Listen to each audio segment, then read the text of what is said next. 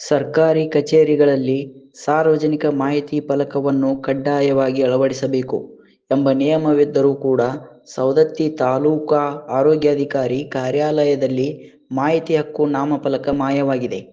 ಈ ಮಾಹಿತಿ ಹಕ್ಕು ಫಲಕವಿಲ್ಲದಿರುವುದು ಆಶ್ಚರ್ಯ ಮೂಡಿಸಿದೆ.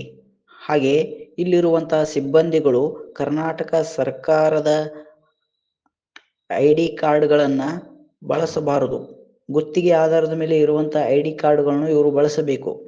ಮಾಹಿತಿ ಹಕ್ಕು ಅಧಿನಿಯಮ ಪ್ರಕಾರ 2005 ಪ್ರತಿ ಇಲಾಖೆಯಲ್ಲಿ ಸಾರ್ವಜನಿಕ ಮಾಹಿತಿ ಅಧಿಕಾರಿ ಮತ್ತು ಮೇಲ್ಮನೆ ಪ್ರಾಧಿಕಾರದ ಹೆಸರುಗಳನ್ನು ನಾಮಫಲಕದಲ್ಲಿ ಬರೆಯಿಸಿ ಹಾಕುವಂತೆ ಸುತ್ತೋಲೆ ಹೊರಡಿಸಲಾಗಿದೆ. ಆದರೆ ಅಧಿಕಾರಿಗಳು ಮಾಹಿತಿ ಹಕ್ಕು ಅಧಿನಿಯಮ ಓದದೆ ಜನರನ್ನು ದಾರಿ ತಪ್ಪಿಸುತ್ತಿರುವುದು ಕಂಡುಬರುತ್ತಿದೆ.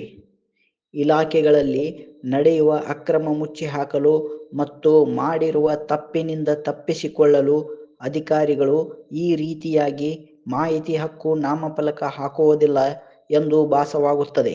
ಈ ತಾಲೂಕು ಆರೋಗ್ಯಾಧಿಕಾರಿಗಳ ಕಾರ್ಯಾಲಯದ ಅಧಿಕಾರಿಗಳ ಕಿವಿ ಹಿಂಡುವವರು ಯಾರು ಎಂಬುದು ಯಕ್ಷ ಪ್ರಶ್ನೆಯಾಗಿದೆ.